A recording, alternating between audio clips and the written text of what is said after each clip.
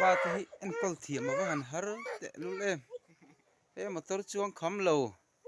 motor chuồn lệ nghề nó nhẹ sắm ấy là hi api na thêm đô nữa nè hey motor chuồn lệ cái hi là cha cả à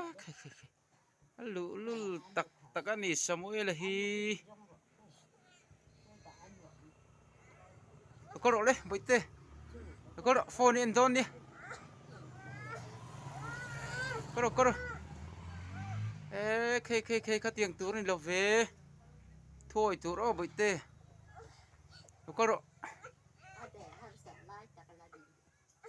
bây giờ là có rồi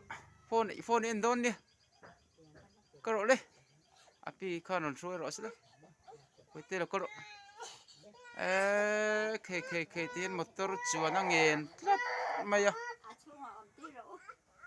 à chú ngà po om đủ lồ anu pon ti ngai na shelo ni kha alu lul ve khop mai hei fa padu ata ni boka nau pang te ti lovin a lal ber ani ringop mai to na te hian lal mai ni hi ko ro le boi te phone in don ni ko ro le a ngai na pok ka shelo ve kai chuan a tiang nau pang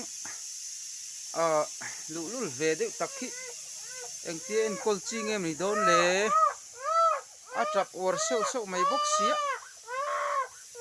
kai ko ro le boi te ko ro le